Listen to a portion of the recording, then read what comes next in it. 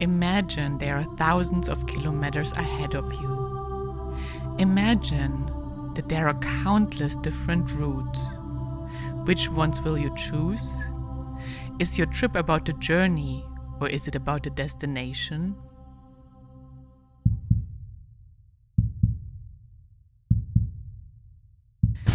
This summer, I went on an unforgettable solo road trip. I went where the Atlantic Ocean meets the mainland, where beaches meet mountains and rolling hills, where historical places meet the roads less traveled. I explored the whole east coast of the USA. 13 states, one motorcycle, one woman, one adventure.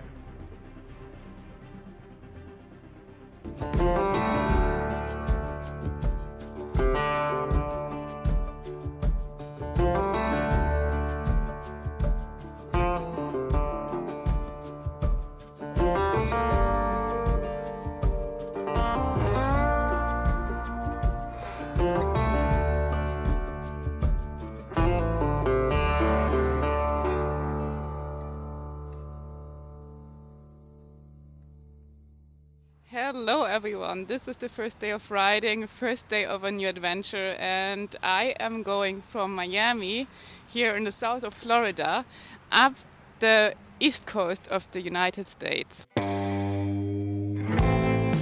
In theory, there are many places to start your trip on the east coast of the United States of America. And yes, to many people it might be most tempting to start their trip in New York City, just because New York City is New York City. But I wanted to ride all the way, from Florida to Maine, from Miami to the Canadian border. And luckily my motorcycle, that I bought a year ago in Los Angeles in order to cross the United States from west to east, was still waiting for me in a warehouse in Florida. And that's where the adventure starts. I was so excited.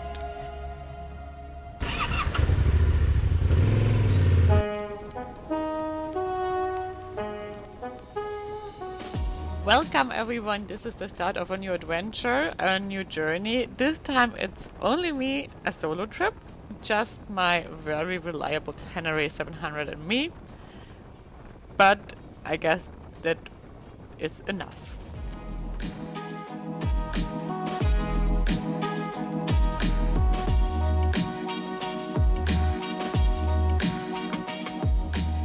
This trip through the USA was going to be very different than my previous trips.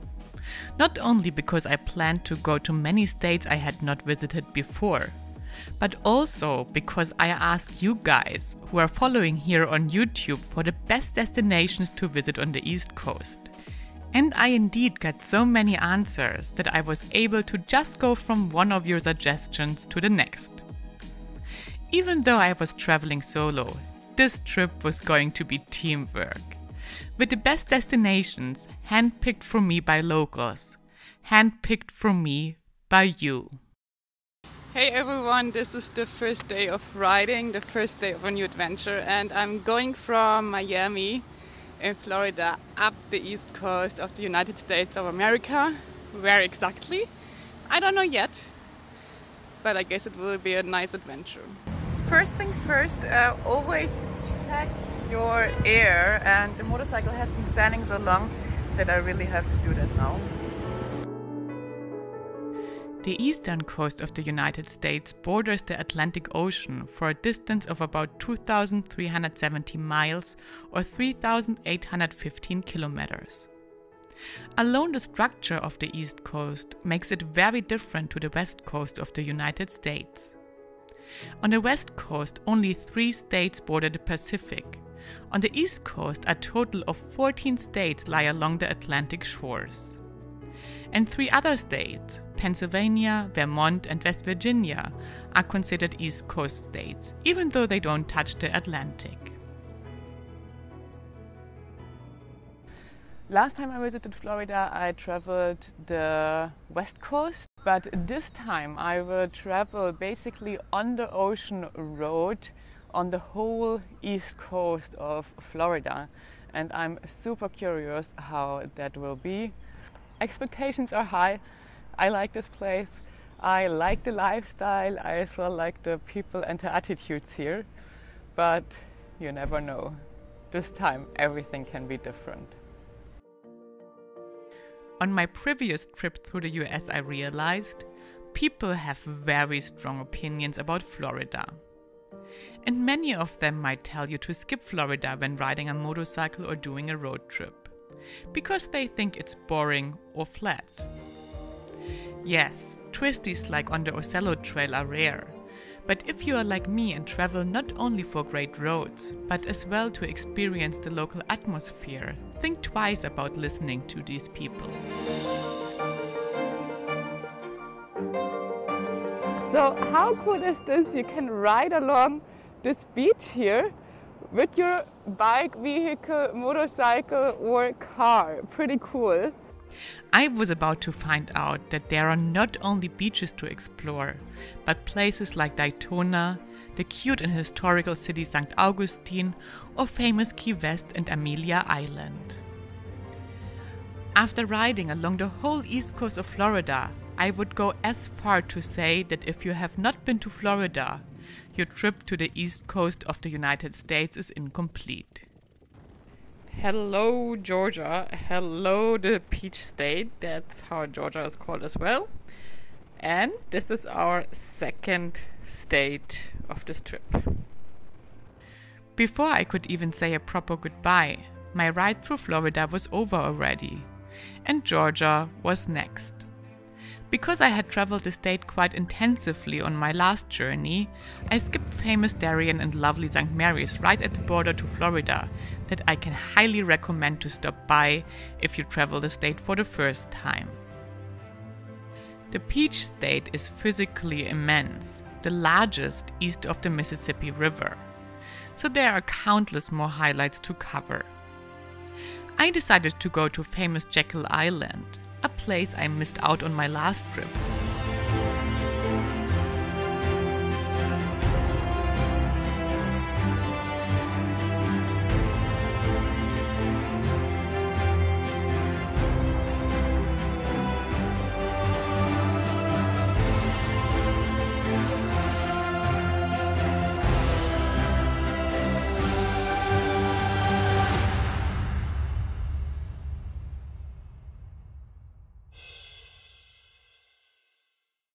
Jekyll Island is actually one big state park, but then it's also a town and a collection of beaches and hotels.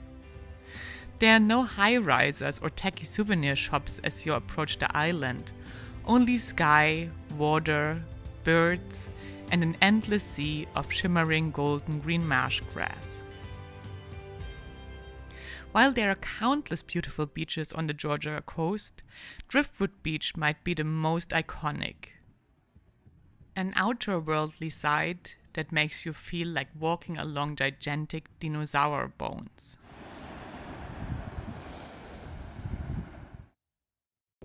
This is really nasty. Just terrible, terrible, nasty weather. Really not nice. Every longer journey eventually will reach this point. The point where things don't go exactly as imagined. And for me, this point was reached after riding for hours in pouring rain on my way through Georgia to Charleston. The rain was so strong that it got through my rain gear, flooded my boots and my whole luggage. I decided to skip everything else in Georgia due to the bad weather forecast and headed straight to the city Charleston.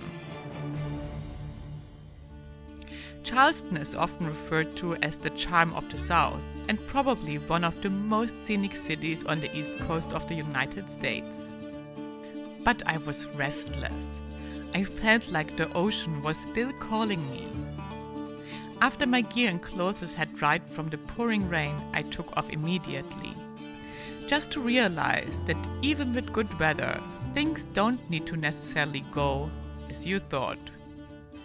So I'm now arrived at, I think it's called Midle Beach North, and as you can see behind me, it has all these super resort style huge hotels. I anyways thought that I would stay here just to enjoy the beach, and because I quite rode a long time today and I could have done my laundry, but they were so unfriendly when I walked in and asked for a room, and told me I can't park my motorcycle anywhere close and I would have to park it in a parking garage quite a bit away.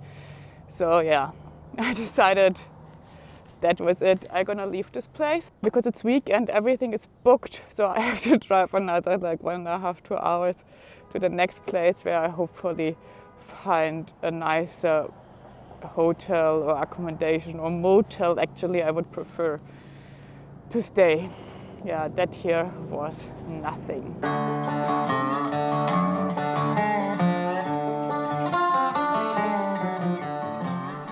Eventually I found a great place to stay further north, the Golden Sands Motel at Carolina Beach.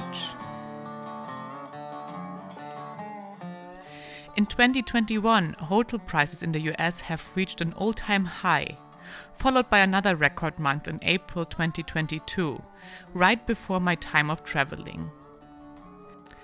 On my world trip in 2017, I found decent accommodation for about $70 a night. But now, in 2022, I was not surprised that a nice but pretty basic 3-star motel on the beach like Golden Sands would charge around $200. Booking in advance can make your stays much cheaper though, because when traveling in the high season like I did, you don't have much a choice and have to take what is available. Which, by the way, is as well valid for campgrounds, especially when visiting popular areas like national parks that are usually booked out at least half a year in advance. Good morning. This is the earliest start so far. Sun is just rising, and it's as well the shortest ride for now because I'm going to the ferry, and my motel here was right next to the ferry. And I'm going to a very special place today. I'm super excited.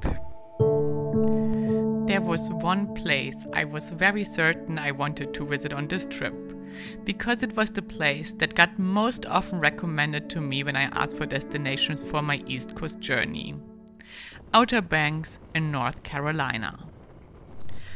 Now let's see if the famous Outer Banks can deliver what they promise. It was suggested to me by so many people, and I just landed here at Ocracoke, and that's one of the most southern islands here of the Outer Banks.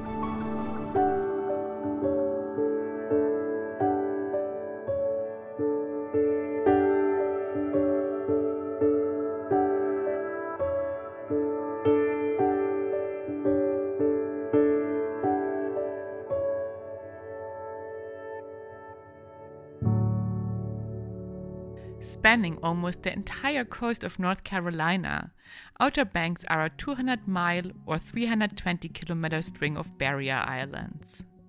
I was wondering why everyone was so obsessed with this region, until I left the ferry that I took from Cheddar Island to Ocracoke, one of the most southern barrier islands of Outer Banks. I immediately started to understand why people who once come here often return every single year. It's not just the beautiful beaches, the Cape Hatteras National Seashore, the wildlife and scenic nature, but before all, a sense of calm relaxation that is hard to describe in words. As soon as I hit the first island of the Outer Banks, I felt in peace with myself, my surrounding, and my journey.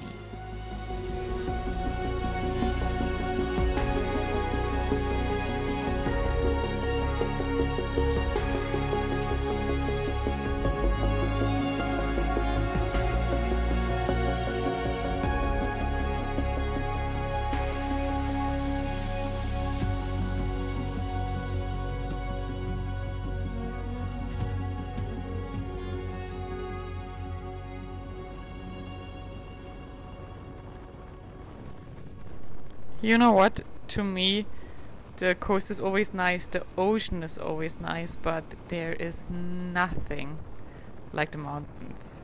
The air, and it's just so beautiful already. Soon I had to say goodbye to the beautiful coast of North Carolina because I had an important date with the mountains inland.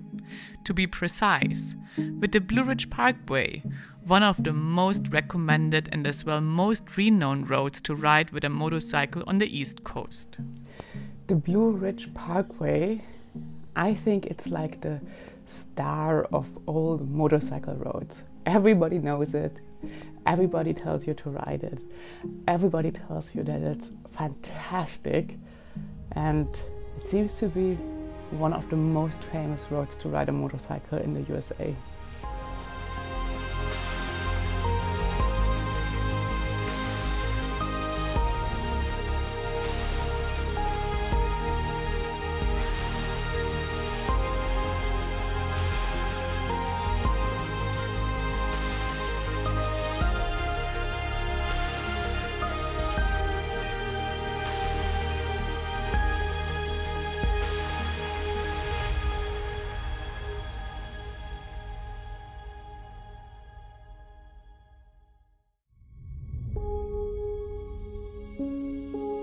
The Blue Ridge Parkway is known as one of America's most scenic drives, and for a good reason.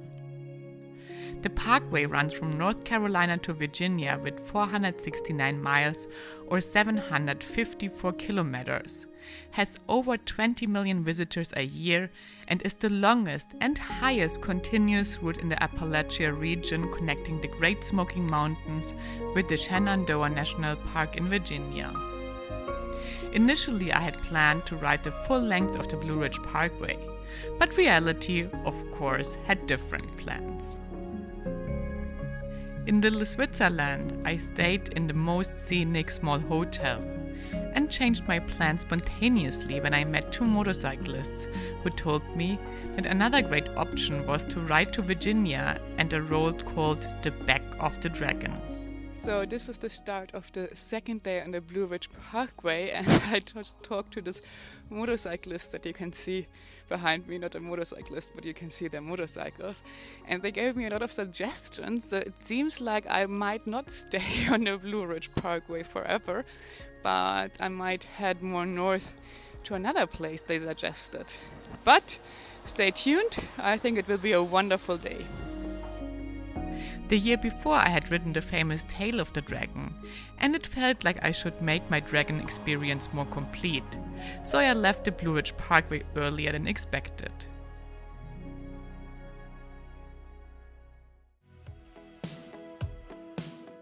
Many people who are traveling the East Coast would probably name New York City and the coastal states their highlights. But I was now where I really wanted to be.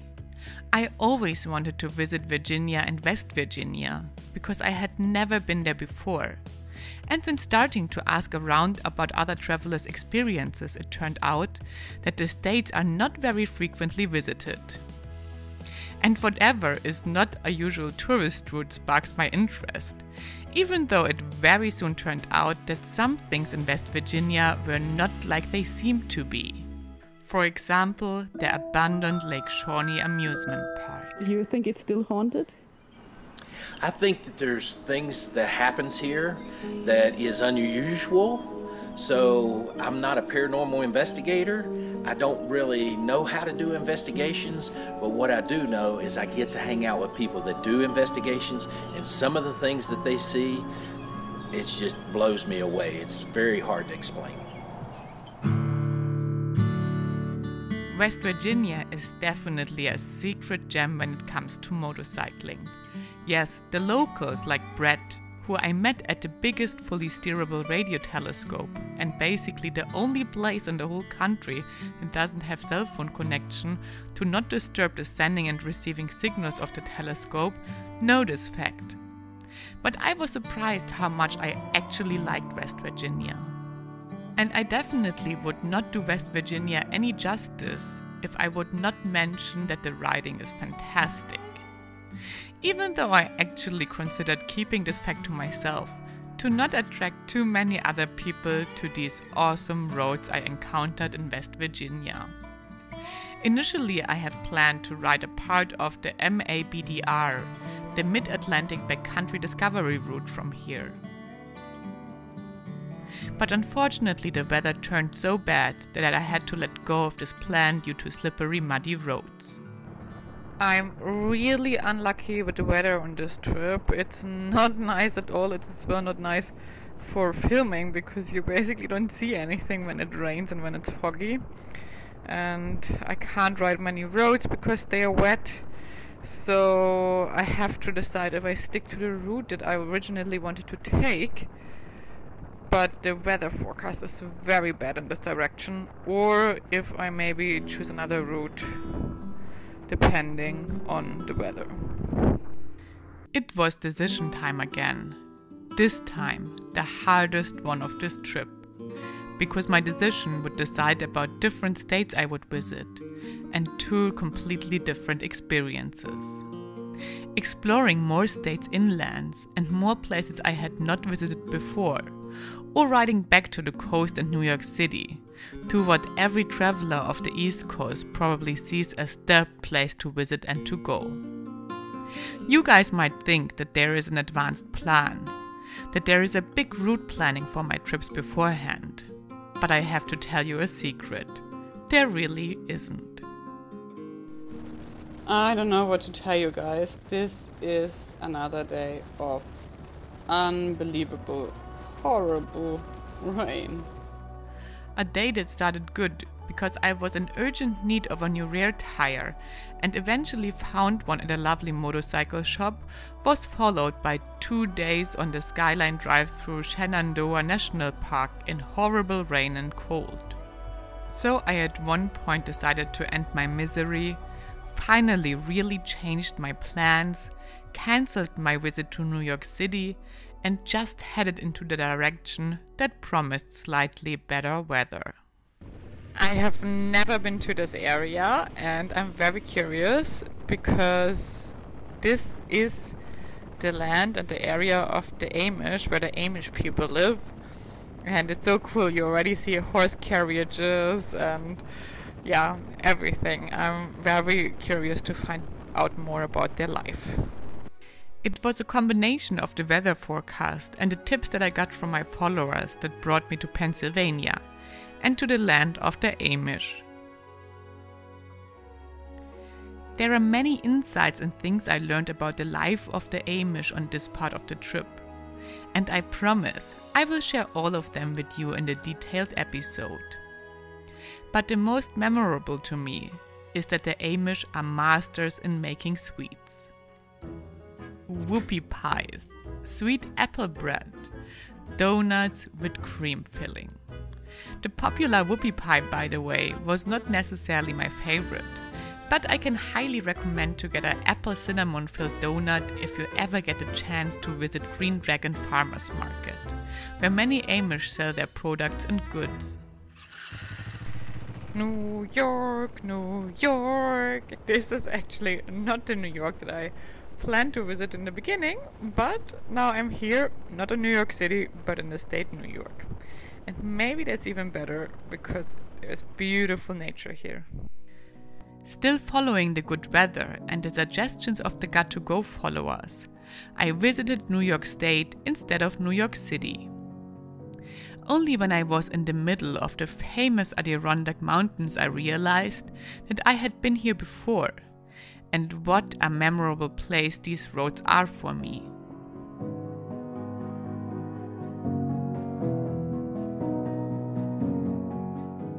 Guys, this here is called Long Lake, and this is such a memorable place for me because I have been here already before on my world trip. And this was the last night on the American continent because from here I went to Montreal and flew back to Casablanca in Morocco with my bike the next day. And back those days I traveled on a very tight budget, so I only slept in hostels, and in America, in the US, I as well camped a lot. And because it was the last night on the road on this continent, I made an exemption and took a hotel, and that was this hotel here that you see behind me, Hotel Adirondack. I was touched by the memories that I connected with this place. And it again felt like the Adirondacks were welcoming me with open arms. A perfect sunny day ended with finding a room at the most perfect accommodation of the whole trip. Elk Lake Lodge, situated right at its own remote lake.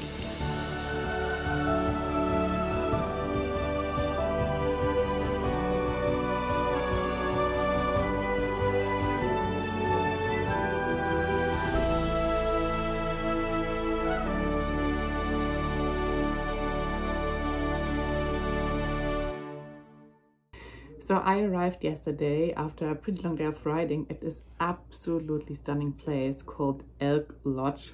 But on the way happened something that I want to tell you about. I took out my drone to take some drone shots, and all of a sudden I was surrounded by thousands of small little flies. And I thought it's only flies, they're not gonna bite, they're not like mosquitoes. So I was flying my drone and they were like all around me. And then they flew away. And when I arrived here yesterday, I looked in the mirror and oh my god, I will show you something now that might shock you, but don't be too shocked, because these flies, they bit me everywhere. My whole face is completely bitten. Do you see that? Although Pennsylvania, Vermont and West Virginia have no Atlantic coastline, they are grouped with the eastern seaboard states because of their location in the mid-Atlantic, New England and the Old South and their history. But even though it doesn't have any coastline, visiting Vermont definitely should be on your bucket list and is a must visit for every East Coast road trip. Why? Because of its pretty roads. Because of its unique laid-back and open atmosphere, because of its scenic small towns, and because Vermont is a place where it's legitimate to eat tons of ice cream, because Vermont is where the ice cream brand Ben & Jerry's was founded and where their factory is.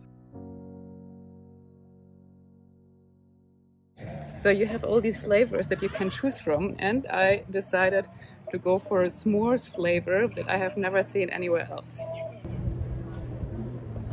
It's good.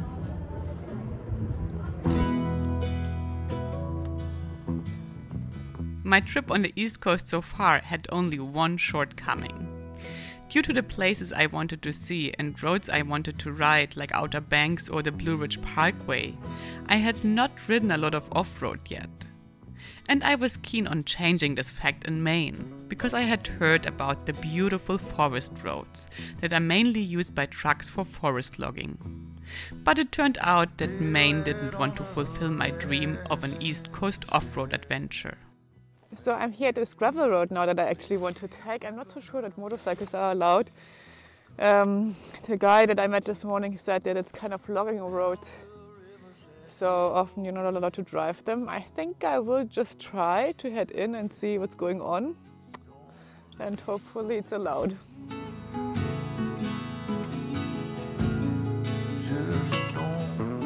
Oh no, and here we go. That's the sign that I didn't want to see. Not only most forest gravel roads are forbidden to ride with a motorcycle in Maine, it is as well forbidden to ride the gravel roads of Baxter State Park with your bike. This definitely was a bummer, but traveling teaches you to always make the best of each situation.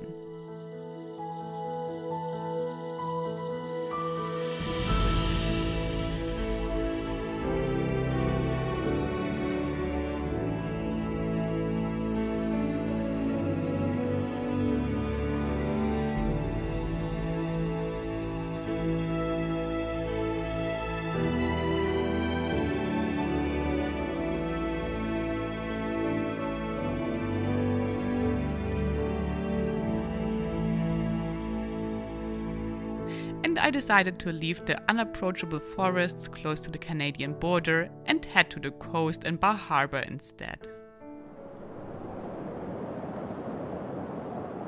Acadia National Park was making up for all the things that went wrong when I entered Maine. It ranks amongst the top 10 visited national parks of the United States and is indeed New England's only national park. It's one of the earliest places in the US to catch the sunrise, but actually most famous for its rugged coastline, mountains, and stunning views.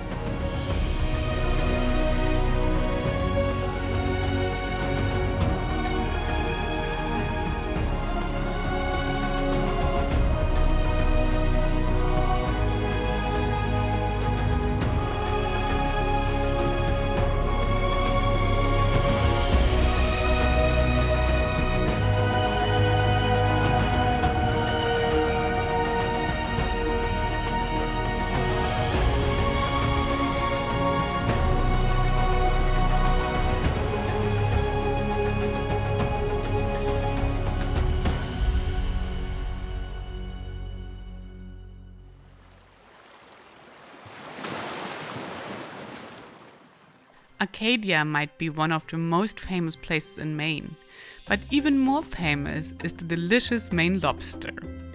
The locals compete in making the best lobster rolls of the state, and Thurston's Lobster Pond definitely gets some of the highest scores. That was a really delicious lobster roll I had. I don't know if I'm able to judge since I'm not having lobster roll every day. So if there are any locals here around, let me know what you think of the lobster rolls I just had. I think they were very good.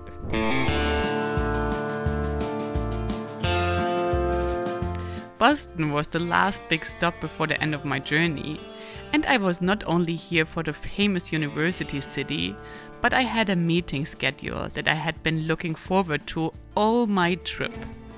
I met Charles, who showed me his fascinating microcar collection. And it was very much a labor of love, and I love barn finds. So we would just take rides up through Maine, Vermont, New Hampshire, and if I saw an old barn, I'd knock on the door and speak to the people, and if they weren't home, I often broke into the barn to see what was in there. And I love taking a car that's been stagnant for half a century and dragging it home and breathing life into it. It's like reviving a corpse that's gone, and we just bring it back.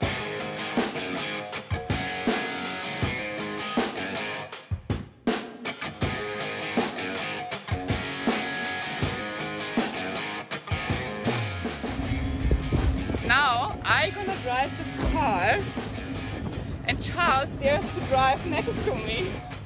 I may want to call my insurance company first. Oh my god. Here we go.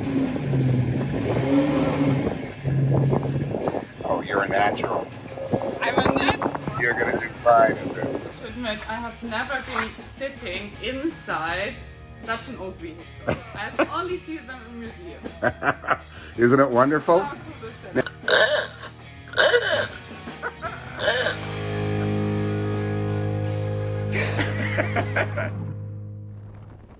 So now the end is close.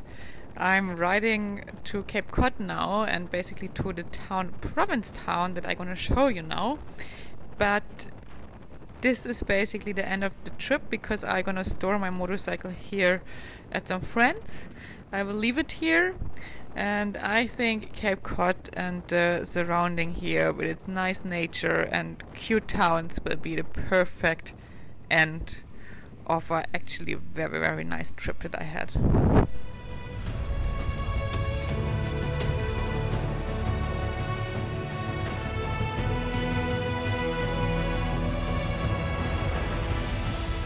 Imagine there are thousands of kilometers ahead of you.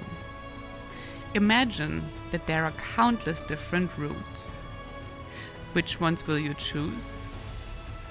Maybe sometimes you choose the route where the sun shines. Sometimes it's the route that leads you not to a destination, but to people. There are no wrong routes when doing a road trip on the east coast of the USA, but endless amazing choices you have to take every day.